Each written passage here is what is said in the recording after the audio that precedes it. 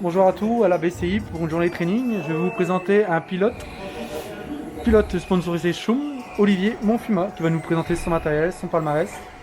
Bonjour Olivier. Bonjour, salut tout le monde. Donc Olivier, tu viens de où? Eh ben, je viens de la région parisienne, tout simplement. La région parisienne. Pour cette journée de training, on était très impatients de tester cette nouvelle piste, ce virage relevé. Qu'est-ce que tu en penses de la piste?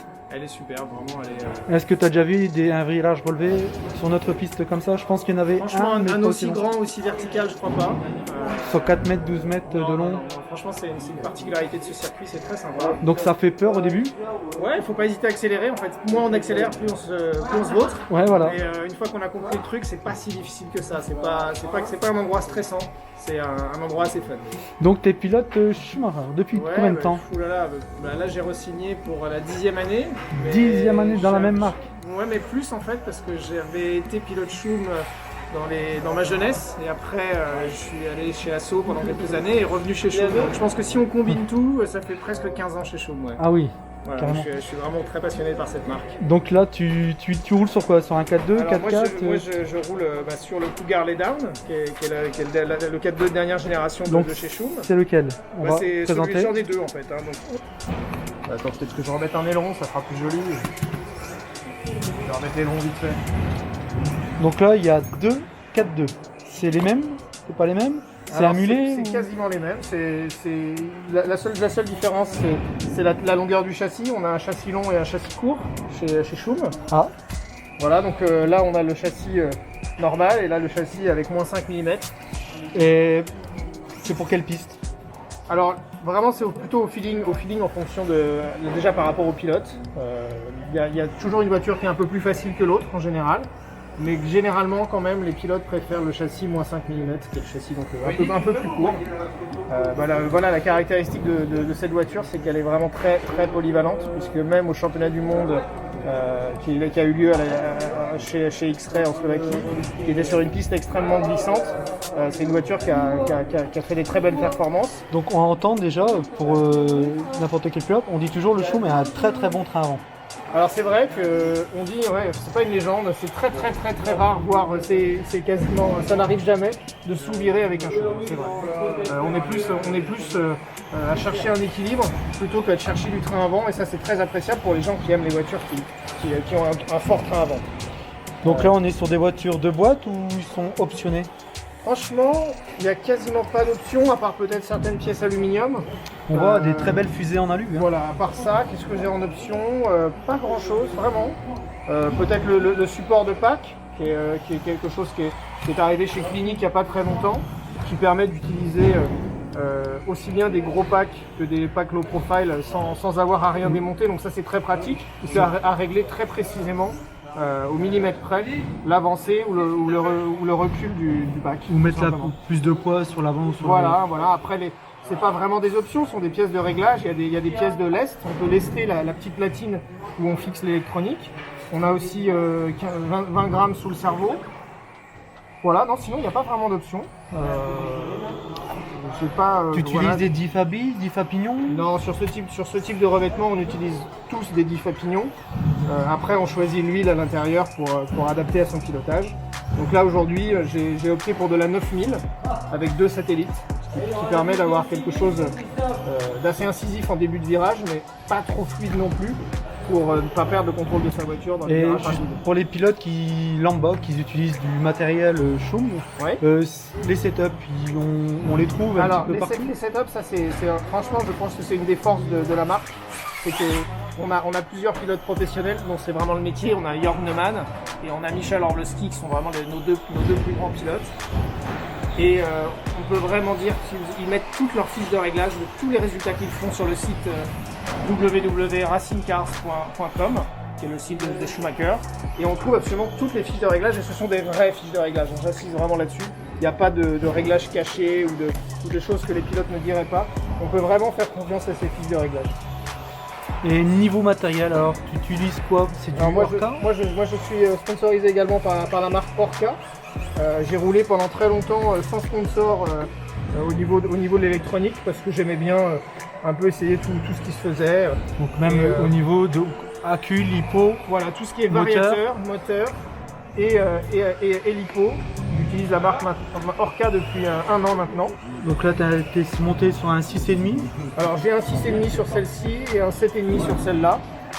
Globalement, les possibilités de réglage du Vario sont telles qu'un 6,5 peut être dégonflé et un 7,5 peut marcher aussi bien qu'un 6,5. C'est des combien d'ampères ces Vario?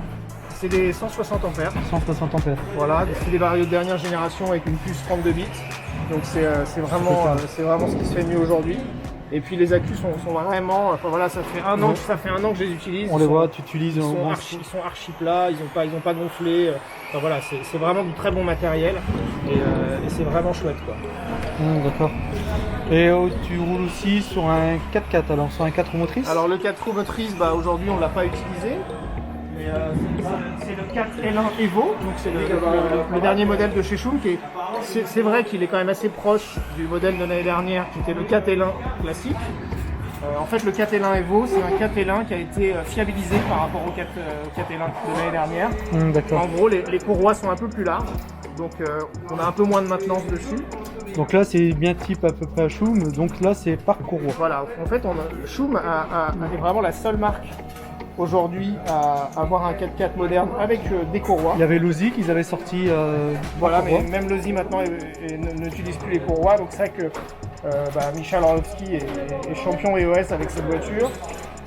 Moi je me rappelle des Lozi à courroie, au bout de ligne droite on freinait, c'était au revoir quoi. Non, ça c'est vraiment moderne aujourd'hui, on a plus du tout ce problème là. On a quelque chose qui est unique chez Schum, qui est le FAB, le Front Active Brake. En fait c'est une roue libre réglable. Donc là ici on a un écrou qui sert le skipper comme toutes les voitures, mais ici on a un deuxième écrou qui gère en fait la roue libre de la voiture. Donc en fait, plus je desserre cet écrou, plus je suis en roue libre. Je reste en 4x4, mais quand la roue avant tourne aussi vite que la roue arrière, elle n'est plus entraînée. Et dès qu'elle tourne moins vite que la roue arrière, elle est entraînée. Et en fait, plus je serre cet écrou, plus je suis en 4x4 intégral. Ce qui fait que on peut garder une voiture très facile qui va avoir tendance à moins casqueter, à moins faire de casquettes sur les virages rapides, mais à garder un freinage quand même puissant, parce que quand on est en roue libre totale, on perd la capacité de freiner facilement avec un 4x4 comme on fait d'habitude. Donc ça c'est vraiment très très intéressant. très précis. Donc c'est des voitures, voilà, comme on voit généralement sur les 4x4, ils ont des slippers ou alors ils mettent des diffs. Des diffs à... Alors nous on n'a pas de diff central, mais très peu de personnes utilisent un diff central en DT1 dixième. On a juste un slipper et ce fameux Front Active Brake qui est vraiment très pratique pour à la fois chercher à bien freiner et à la fois chercher une voiture qui ne va pas se retourner dans les virages. Il suffit de desserrer un peu cet écrou. Si on a tendance à faire des casquettes sur le très gros grip, on desserre un peu cet écrou.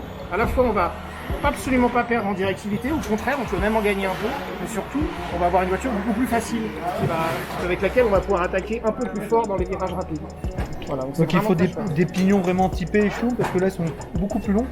Les pignons sont carrément différents. Effectivement, il faut s'acheter des pignons ils appellent ça les longues bosses pignons, parce qu'effectivement il faut qu'ils soient un peu plus longs. Alors un pignon classique ça passe tout juste, ça peut marcher aussi, mais le mieux c'est d'investir dans 2-3 pignons. De toute façon on n'utilise que 2 ou 3 pignons en général. Et autrement à l'avant, à l'arrière, alors donc c'est des diffs. Voilà, des diffs classiques, et avec des diffs à pignons. Ils sont réglables aussi dans la cellule les diffs. Alors, on peut les enlever très facilement, il y a 4 vis à l'avant, 4 vis à l'arrière, comme sur le 4.2 d'ailleurs, pour les enlever. On peut les mettre à 3 hauteurs différentes. On peut les mettre en bas, au milieu ou en haut. Il y a une marque qui l'a fait aussi, donc on va pas la citer, mais c'est du copier. Non, c'est quelque chose qui fonctionne bien maintenant, chacun se copie un petit peu. Je pense que de toute façon l'ARC, aujourd'hui on voit bien quand même que toutes les voitures se ressemblent un peu. Je ne sais pas si c'est de la copie, mais je pense que c'est juste la volonté de chacun d'aller vers plus de performance et que comme dans l'échelle 1, quand une marque a une bonne idée, elle est assez vite entre guillemets copiée par les autres, et c'est de bonne guerre, c'est comme ça que ça se passe dans le sport automobile quoi. Et chez Schum, alors, est-ce qu'il y a des nouveautés? Tu avais dit qu'il y avait une nouveauté. La vraie nouveauté, c'est le Croc, qui a fait la pole aujourd'hui et qui fait 2e et 3e de ce training. Oui, donc c'est avec Philippe Houtker. Voilà, avec Philippe Houtker et Frédéric Pain. Donc c'est sur la base du Cougar Laydown, qui a été vraiment travaillé pour l'adapter au Stadium Truck, qui est de plus en plus populaire en ce moment et qui a une catégorie à l'EOS. Donc là maintenant, ça fait longtemps que le truck travaille sur un proto. Et là, ça y est, il est commercialisé. Et Fred a gagné une course en France avec il y a à peine un mois.